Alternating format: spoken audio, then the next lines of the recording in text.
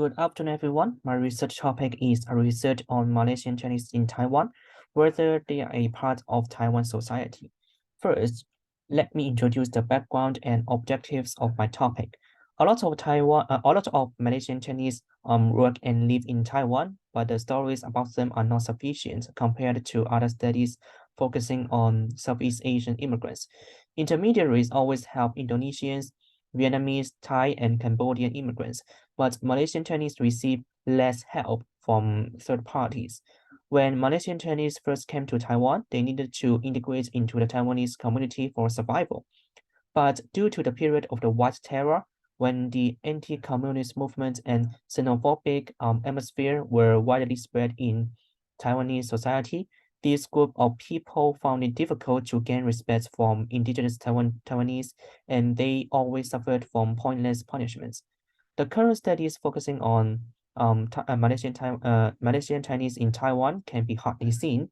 Most of the work concentrates on the political life of overseas Chinese in Malaysia and the economic relations between Malaysian Chinese and indigenous Chinese in China. Systematic research about Malaysian Chinese in Taiwan is not on the plan yet. Also, someone accomplished related work on this group of people is only considered people's recollections and finally rephrased them to make an autobiography according to the information given by individuals. There is in lack of complete work to provide a full picture of the general Malaysian Chinese situation in Taiwan. Malaysian Chinese not only include the older generation, but also their descendants and the newcomers to Taiwan. It is very valuable to give a monograph to describe this group of people comprehensively. Secondly, I'm going to introduce the related research. For general overseas Chinese in Southeast Asia, Wang actually gave two books to describe them.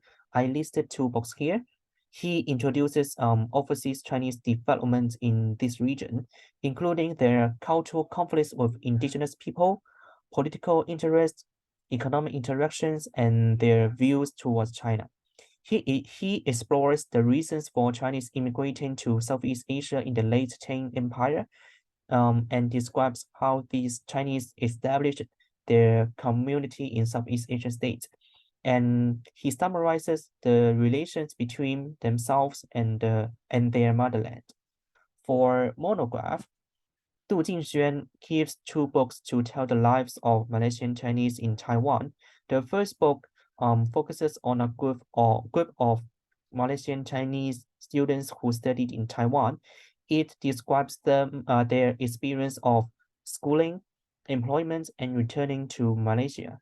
Although this particular group of people was affected by the political contestation between the KMT and CCP, their experience is seen as quite natural and peaceful under Du's writing.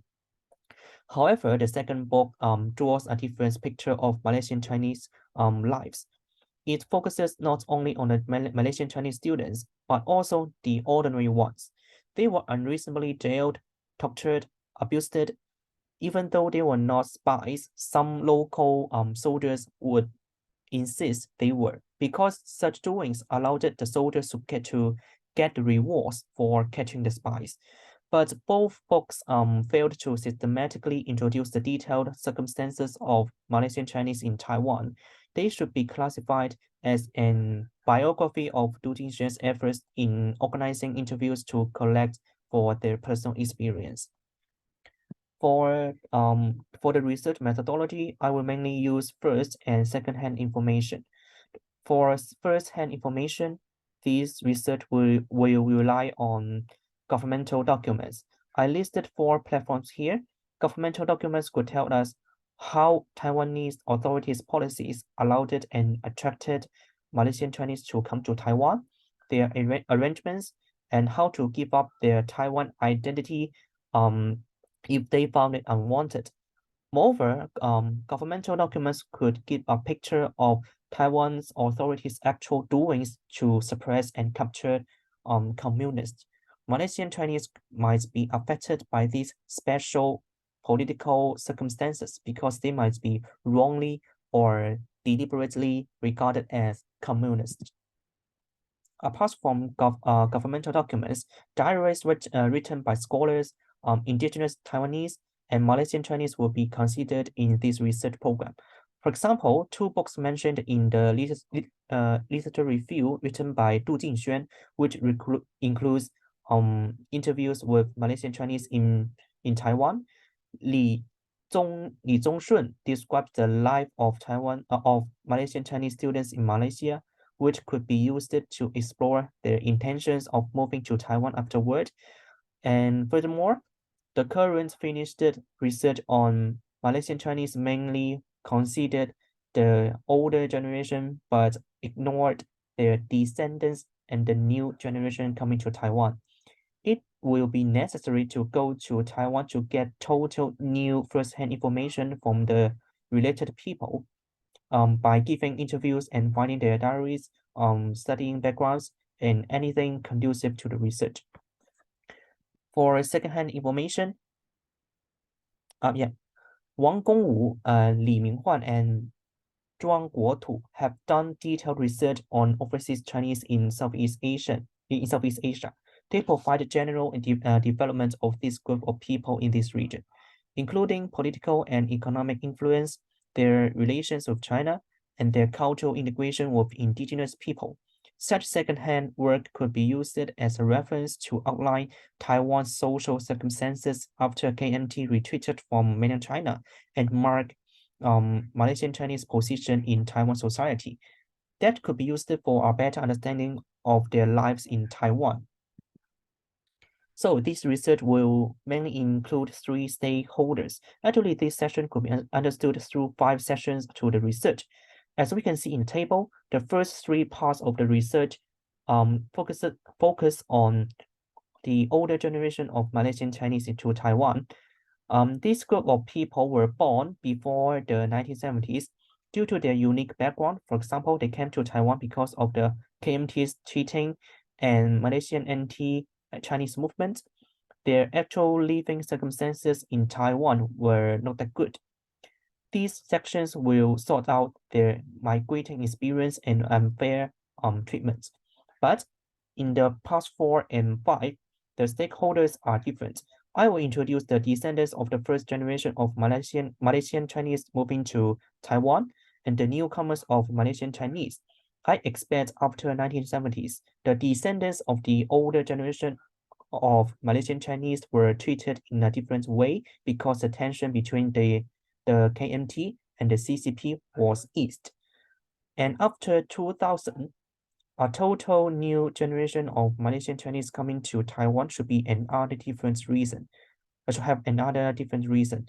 These the research methods for each age group of Malaysian Chinese are listed in the table respectively. So for the hypothesis, it will be 3 hypotheses here. They are Malaysian Chinese aged about 15 find it difficult to get into Taiwan society, and Malaysian Chinese aged about 20 but under 50 find it natural to get into Taiwan society. Actually, the second group of people are the descendants of the older generation, and Malaysian Chinese aged below 20 will find it easy to get into Taiwan society because this group of people are totally a new generation of Malaysian Chinese coming to Taiwan. They will be treated very difficult to the older generation. So for the significance, this research would make up for deficiency of current research on Malaysian Chinese living in Taiwan. Previous work mainly focuses on academically describing overseas Chinese in Southeast Asia and describes older generation of Malaysian Chinese past experience in Taiwan. Follow-up research on this older generation and work on younger Malaysian Chinese have not been put in the plan yet. So this research is believed to be valuable for comprehensively exploring their life in Taiwan by considering different generations of Malaysian Chinese. So thank you very much.